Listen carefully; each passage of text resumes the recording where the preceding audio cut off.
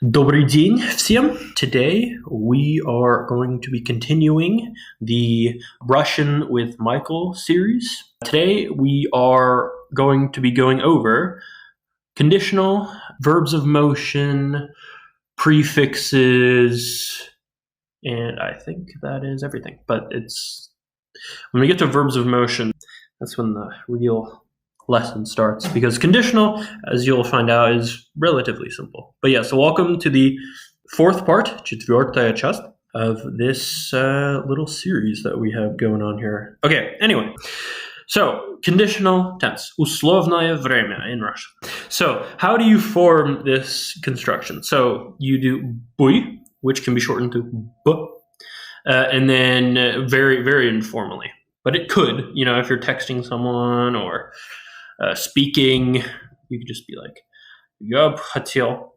Okay, so, and then you do the verb in the past tense. So, like I just said, я бы хотел. So, I would like.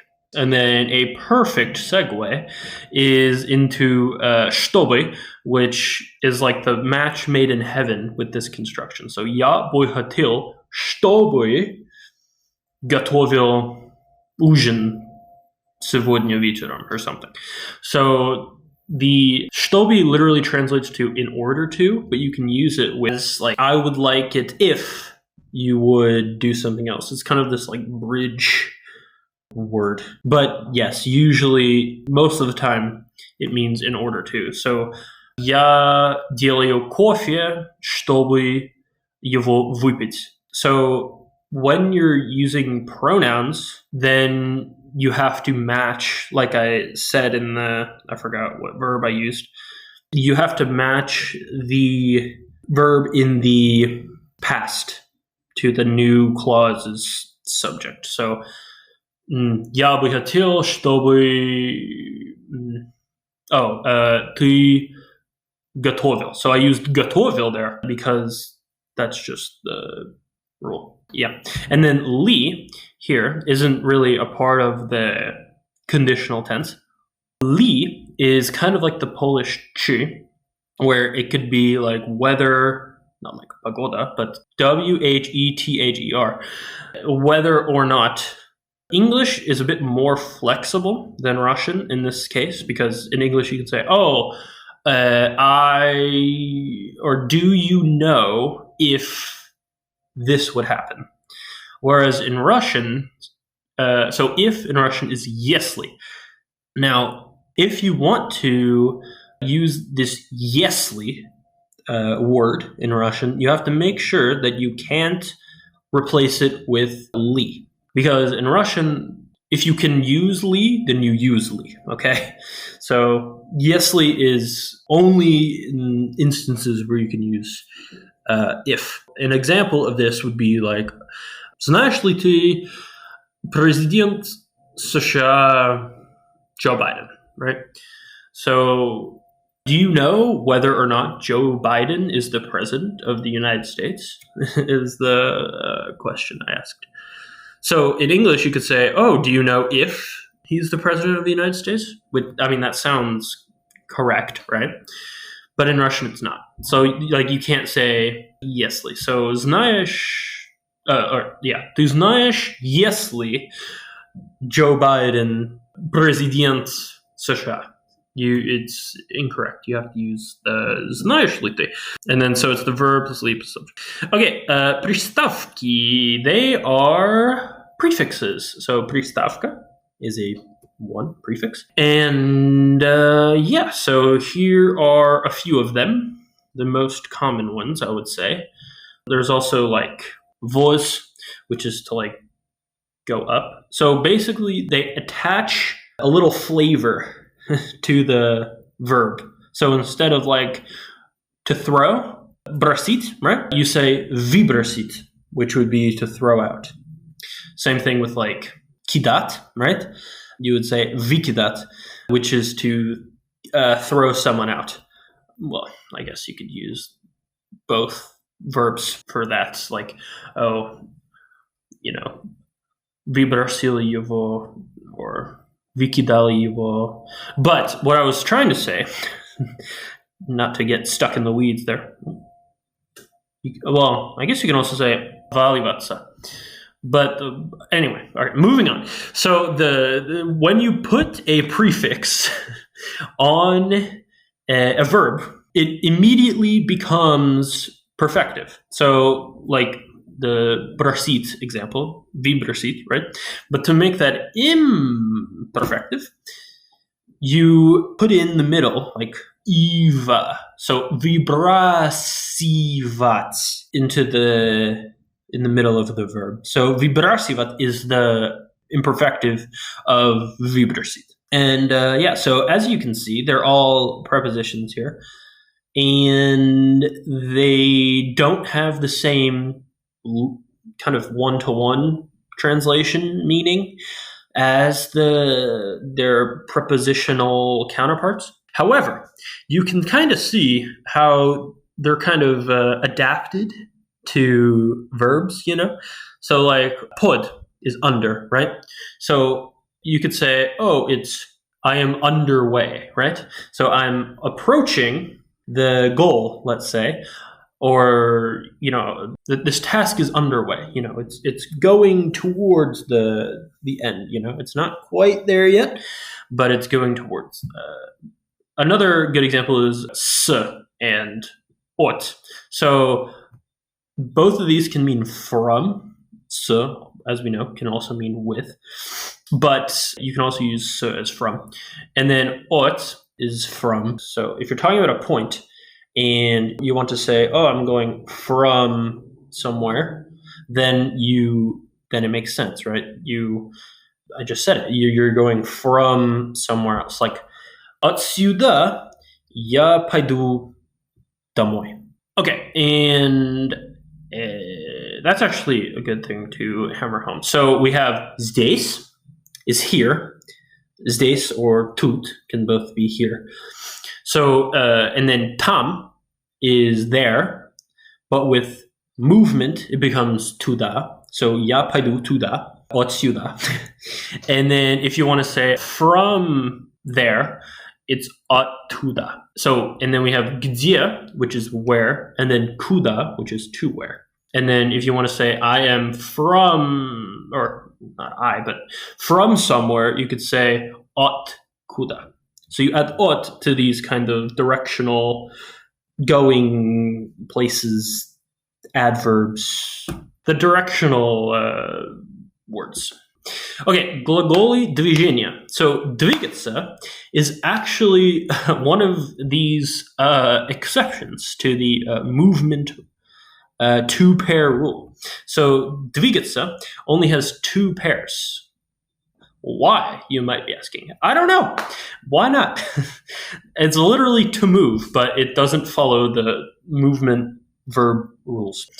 Okay, so three versions of the same verb. So there's there's two aspectual pairs, but imperfective has two, which makes the total three. Yeah.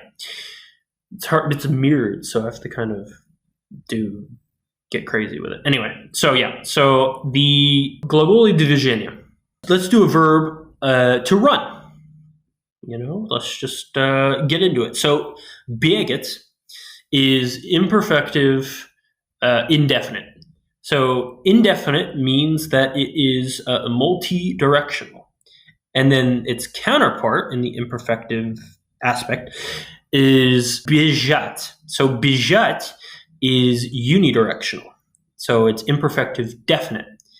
And then perfective of to run is побегать. Okay, how do you say to go in Russian? So I put this in quotes here because, it's kind of a joke to be like, haha, professor, how do you say to go in Russian? Haha, because it's so complicated that there's no simple answer. How do you say to go in Spanish? Ir. How do you say to go in Italian? I think it's andare, right? How do you say to go in English? To go. How do you say, all these languages have one word for to go. Whether it be irregular or not. But Russian, there are 6 ways to say to go, dependent on habitual action. So that's the multi-directional, what they call the multi-directional, because you're doing it multiple times. And then you have the unidirectional, and then you have perfective, which is to start going somewhere. And then dependent on if it's by vehicle or on foot. And then you have to specify if this vehicle has a set route that it does, or if you're talking about ships, then you have to know whether it's this one or that one. But most people don't actually know, so it's pointless. And then if you want to talk about a car, how well it drives, then you don't use the vehicle one, you use the on foot one. So it's amazing, this movement system in Russian. Okay, are you still with me? I understand that it is a lot, and honestly, it's not as bad as what it looks like now. Once you be like, oh, really, you only have to know, I know I just made it seem way more complicated than I should have. And I did. But what I was trying to get at is that there are so many exceptions that it doesn't matter. You could just be like, я езжаю, or sorry, not я езжаю, я езжу, or я езжу. Sorry, I'm getting confused now. So, я езжу туда на автобусе. Now, when you're talking about buses, technically, you have to say я иду туда на автобусе, because the bus has a set route. Yeah, so the point is that there's 6 variations in how to say to go in Russian. And then here are the conjugations that I don't really want to go into because we still have a lot to get through. But yes, the ездит, ехать, and поехать are the movement variety, and then the ходить, идти, and пойти are the on foot, на пешком variety. Okay, so next we have carrying/leading. Now this comes with its own set of issues. So they are motion verbs. So of course they have the 3 versions. So here we have возить, вести, and повести. Now these are to lead by vehicle. So again, we have the vehicle discrepancy here. But where it gets confusing is that водить actually is to drive. So, and no, I don't mean driving like cattle, although that would be водить. But even if you're talking about a car, like I'm driving is я вожу. But then if you want to say she is driving him, you say она возит его. But if you want to say she is taking him on foot, then you say она водит его. And then third variation is to carry. So if you can say carry with your hands, if you say, oh, I'm carrying it by car, then you use возить. If you have like a wagon and you are carrying it that way, then you would use водить. Or I guess if you're carrying a robot that walks, or if you're not using a machine to pull, carry, bring something, then you use водить. But if you can pick it up with your hands, then you use носить. So then носить, нести, понести. So this can also mean to wear. So я ношу брюки сегодня. I'm not actually. I'm wearing shorts. But so I'm wearing pants today. Or я ношу шапку. So I'm wearing a hat. But again, I am not. And then the past of all of these are kind of like the расти, which is to grow, or the погибнуть. It's kind of like that past tense conjugation, where you do, in the masculine, it's nios, and then you add the la, lo, li for all the other ones. And yeah, so that's it for this. All right, and then here we have some movement with prefixes. So here are just a few examples. You can just look at these. And yeah, so that's it for this part. I hope you enjoyed, and I hope to see you in the next lesson, the fifth one, where we will do de причастия and причастия, normal причастия. So if you don't know what those are, I would say stay tuned, but I'll tell you now. They are okay. People say they're gerunds, but I think they're verbal adverbs. Whatever. The people are like, oh, it's the gerund equivalent in Russian, but I don't know. It's a whole thing that we'll get into next time. And then причастия are participles.